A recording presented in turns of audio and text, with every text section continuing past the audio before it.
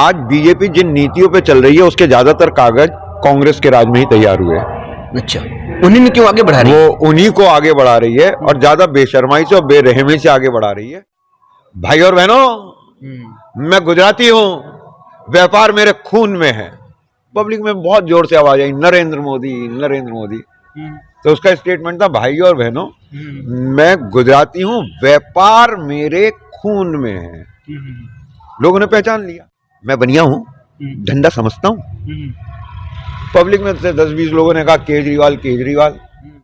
फिर मैंने तीसरा डायलॉग बोला कि जिस देश का राजा व्यापारी होता है वो देश भिखारी होता है।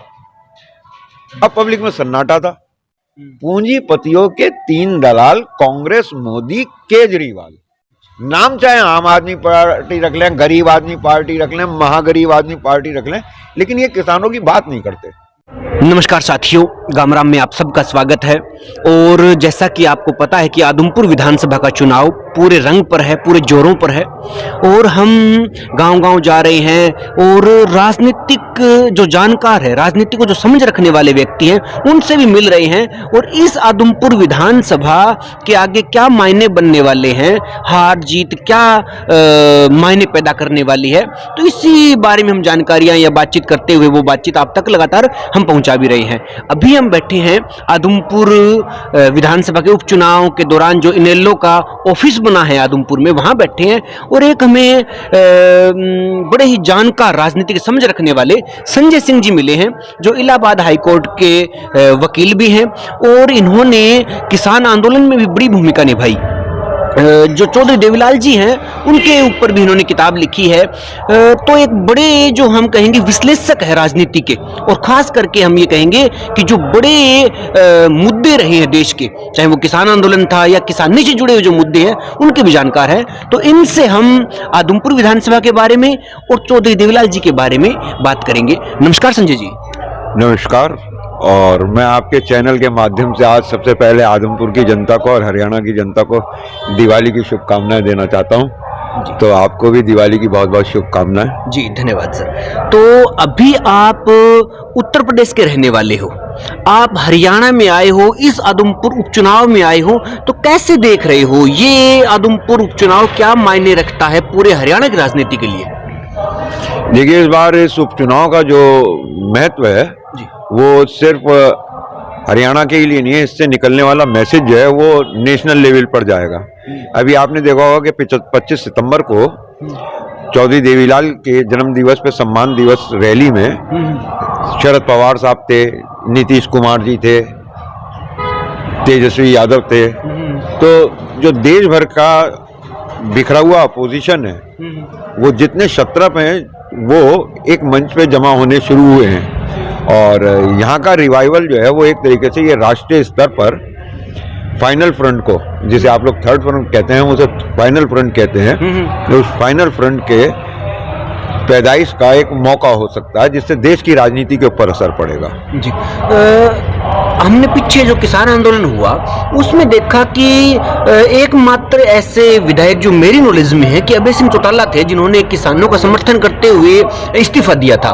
तो क्या यहाँ पर जो अगर इनेलो है या अभय सिंह चौटाला है, उनकी पार्टी की जीत होती है, तो पूरे भारत में मैसेज किसान आंदोलन जो है वो राजनीतिक रूप से भी, वो जो लोग उस किसान आंदोलन में भाग ले रहे थे, तो राजनीतिक रूप से भी परिपक्व हो गए कि कौन हमारे लिए सोचता है, कौन हमारे लिए सोच सकता है, उसको समर्थन की बात हो।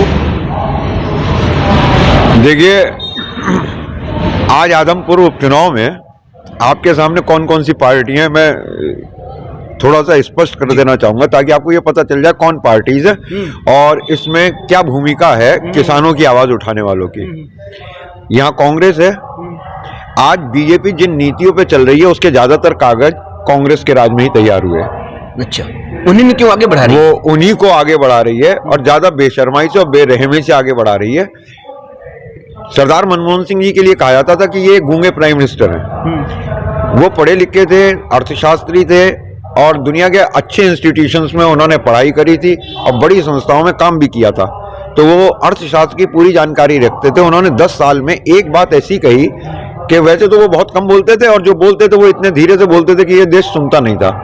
लेकिन उन्होंने एक बात बड़ी महत्वपूर्ण कही एक दिन, उन्होंने कहा हमने अमेरिकन इंजन में अपनी बोगी जोड़ दी है। तो वो पेपर वर्क था, जो कॉम्पेटिबिलिटी थी वो वेस्टर्न वर्ल्ड के साथ वो इंडियन इकोनॉमी की जोड़ने का काम कांग्रेस ने किया। उसके बाद राष्ट्रवाद के नाम पे बहुत सारे काम थे जो वो नहीं करना चाहते थे, जैसे नोटबंदी वो नहीं करना चाहते थे।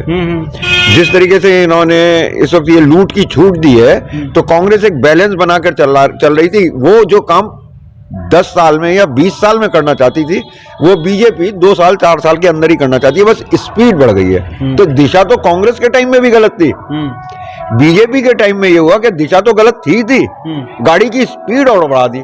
तो अब एक्सीडेंट पहले हो गया और ज्यादा डैमेजिंग हो गया।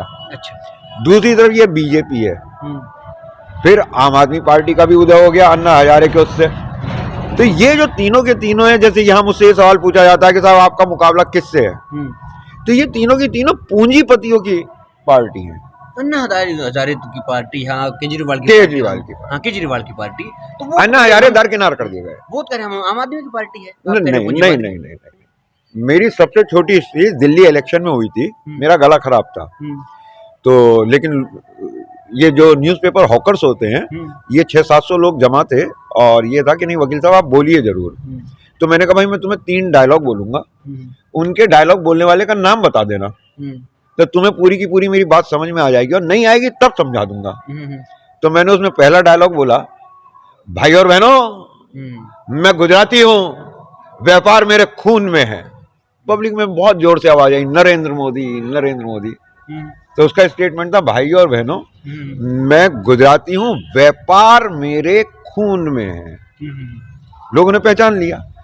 फिर उससे कुछ ही दिन पहले केजरीवाल साहब एक स्टेटमेंट कह के चुके थे, मैं बनिया हूँ, धंधा समझता हूँ।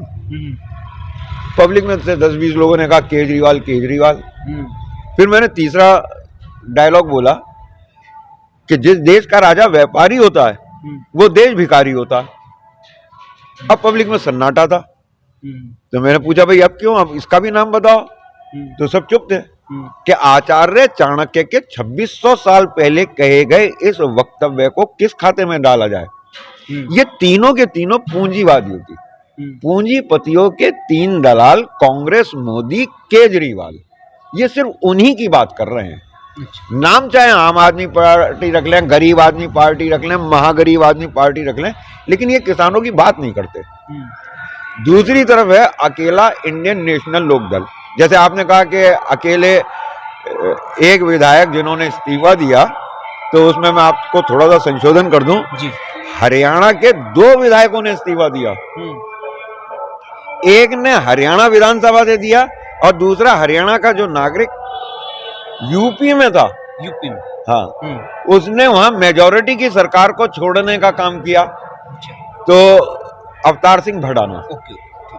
और यहाँ पे चौधरी अभय सिंह चौटाला ने, और वो राजनीतिक रूप से देखें तो उन्होंने सिर्फ इतना ही कार्य नहीं किया, जो ये किसानों की शक्ति को, जब चौधरी देवीलाल और चौधरी चरण सिंह एक थे तो संसद में और विधानसभाओं में आवाज गूंजती थी, कहना माना जाता था किसान का। वो उसके बाद बड़ा दुर्भाग्यपूर्ण रहा कि किसी वजह से इन दोनों के बीच में वो सामंजस्य नहीं रहा।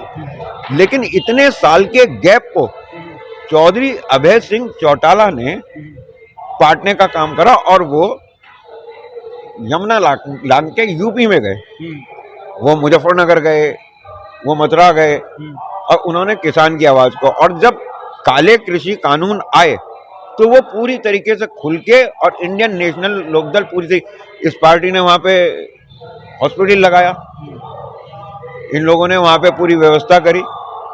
तो जितनी इनकी सामर्थ्य थी वो बहुत बड़ा आंदोलन था।